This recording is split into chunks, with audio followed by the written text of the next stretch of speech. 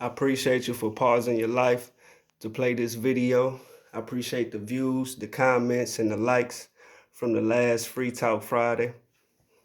Now, like I said, last Free Talk Friday, all this month, the month of February, is going to be about retinitis pigmentosa because it's retinitis pigmentosa month. So I'm just bringing awareness, not just to all type of blindnesses, but to retinitis pigmentosa specifically. So a lot of people ask me, I covered it in another video. A lot of people ask me, where do I get my blindness from? You know, how did I become blind? Different things like that. And I tell them it's hereditary. I get it from my dad's side of the family. So I got my dad on the phone right now, so he can tell because my dad he's totally blind at this point, and he can kind of go through and tell you guys um, his opinion, how he feel on the situation, and different things like that. So, Dad, you there? Yes, I am just going in and out, but I'm here. All right. All right, Dad. So we got you on the video right now. You know, you can say hi to the people if you want to. Good evening, listeners. Glad to be able to be a part of this segment. Anything that I might be able to share and to enlighten you, I'll be more than happy to give you my views on whatever it is that you might ask. Already, that's a bet. So one of the first questions I want to ask you, Dad, is how old were you when you were diagnosed with retinitis pigmentosa? I was about 37 years old. Now, I've always wore glasses from a little guy up, but probably back in the time when I was coming along, they weren't quite as aware as they are now on diagnosing uh, eye diseases as accurate as they do now. Um, my doctor always said that I had astigmatism. I was nearsighted. And again, even at 4 years old, I was wearing glasses at 4 years old, but they were real thick glasses. But everybody thought they were like Mr. Magoo or those pop bottle lenses at the Coke bottom, so bottle real thick. glasses. Well, they were extremely thick. So I've always had eye problems, but never knew that I had retinitis. I had a friend that lived in the neighborhood that I grew up with had retinitis, but I knew he was blind, but I didn't know the factors or the education of retinitis at that time. And we were all, our families are good friends. Well, I mean, we know each other. We all live in the neighborhood. But again, this guy was just a little younger than me. And he was the first kid that I known that ever went blind.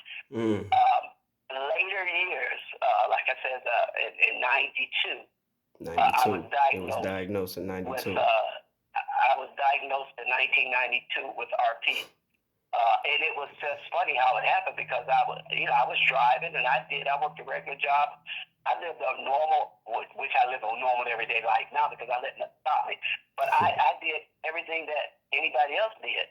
I drove a car. I worked a regular job. I did everything.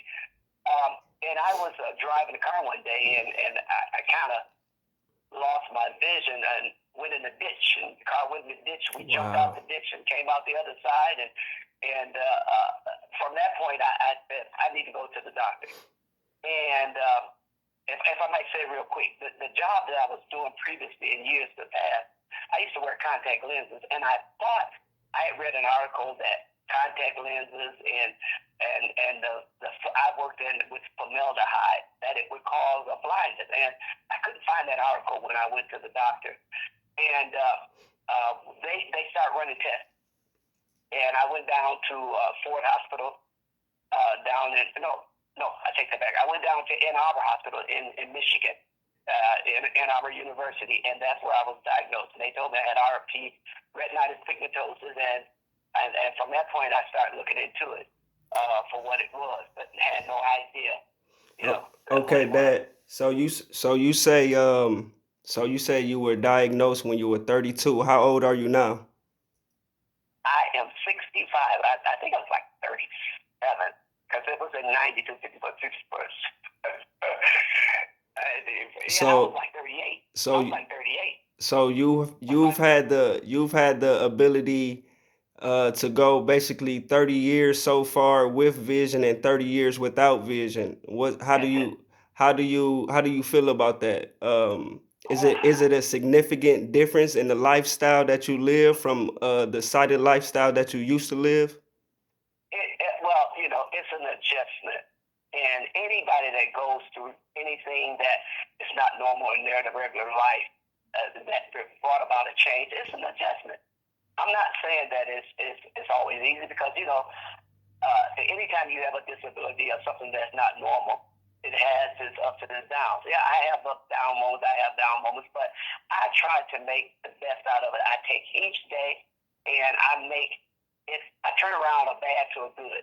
I try not to have Yep. any down days, and I try to be an inspiration to anybody else Yes, that sir. might have a disability of any sort, or a blindness, or just a physical or mental disability. Because disability comes in all forms. Oh, So, most so, definitely. so I have not tried. I have tried to be positive with it, even with you guys, and I'm sure I'll go into that after you ask me some more questions. Okay, so let me ask you the next question.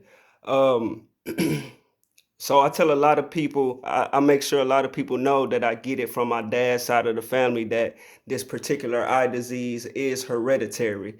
Can you go into a little detail about that? Yes.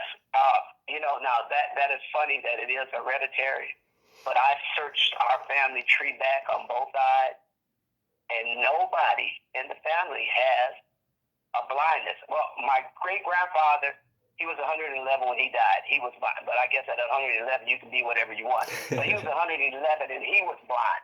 But other than that, none of my siblings, my parents, my immediate grandparents, uncles, cousins, nobody. But I asked the doctor that question. He says, well, everything has a beginning, and you just happen to be the beginning of it. Wow. And the thing is that I'm the beginning, and unfortunately, I'm not going to say unfortunately because I'm blessed to have 4 children, and I wouldn't trade you guys for anything. But I passed it on. And normally they said that a lot of it's passed through the female. But I am the carrier, as far as I know of. And I have passed it on to the 4 kids that I have, 3 boys and a girl. Everybody has it. And that's odd. I mean, that's one of the things. And also, I have some grandchildren, and I know definitely one of them have it. It's a definite. Wow. Wow. So all of us have it at different stages as far as you can tell. Yes. And it works different. Again, like I said, even with me, I did everything normally until I had I started wearing. I wasn't wearing sunshades. You should always stay out of the sunlight, looking directly into sunlight, looking directly into UV lights or any of that. You're supposed to stay away from that because it will cause it to move more faster. I started wearing sunshades, and I had not been doing it, and everything started changing.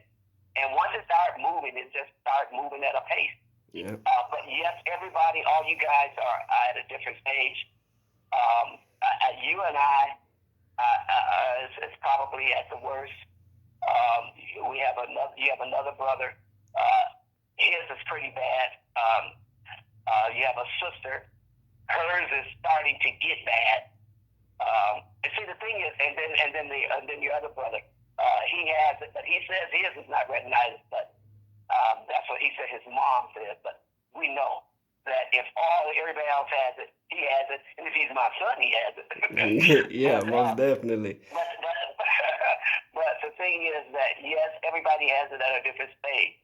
One thing is a known factor that it is a disease that does cause blindness.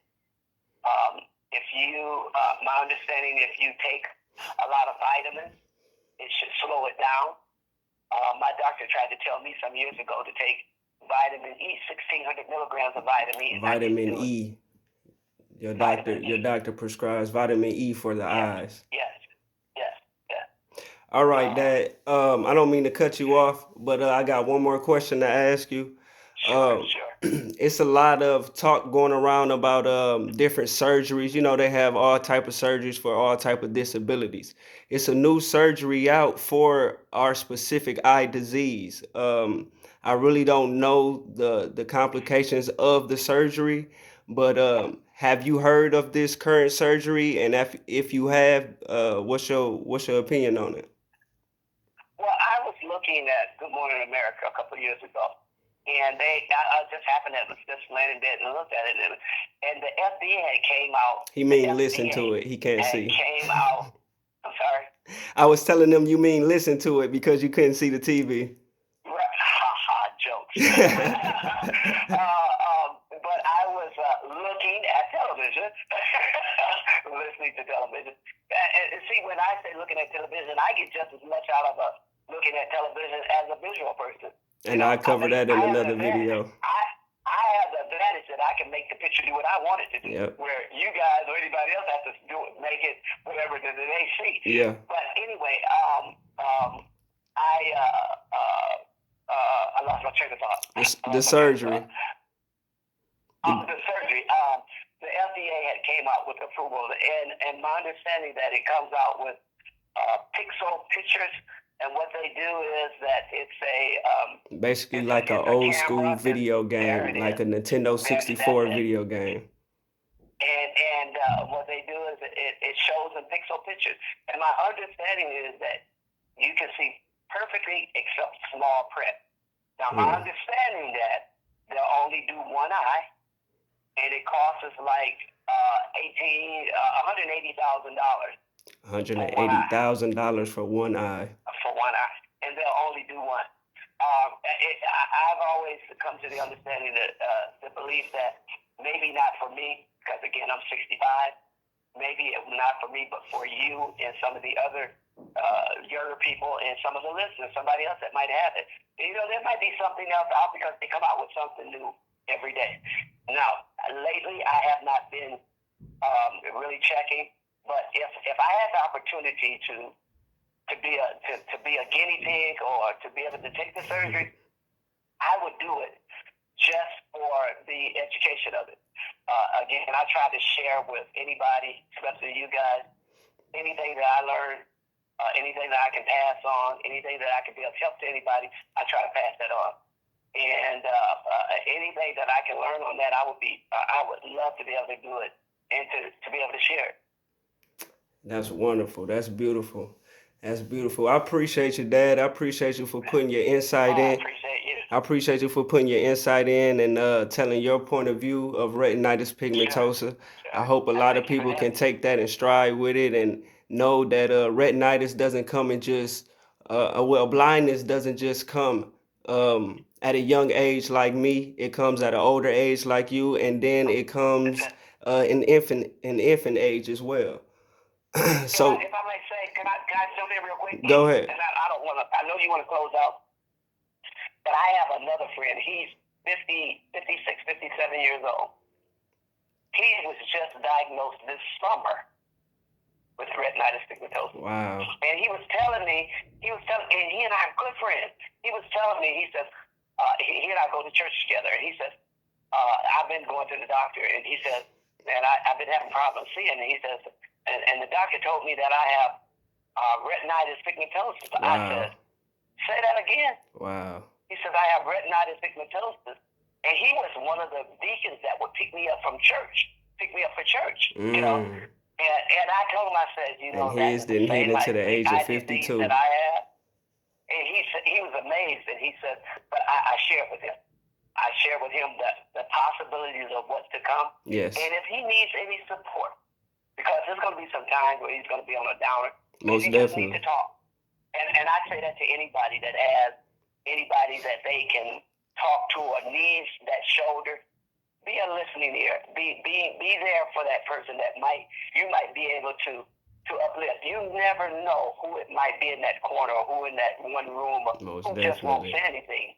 Yes, That sir. might just you would be an uplift to them just to say, hey, I'm here for you, I'm listening to you, and you can make it. Yep. And Most that's my definitely. ending. You can make it. I appreciate you, Dad. I appreciate you so much. Hold on real quick. Let me wrap this video up. Hold on real quick. Don't hang up. Sure. So I appreciate y'all once again for pausing your life to play this video. I hope this video was very enlightening. I hope y'all could hear them first of all, and I hope that y'all learned something today, not just about me, but about retinitis pigmentosa. Share the video, like the video, share it to somebody who might need to see it or might need to hear it. Hashtag blind leading the blind.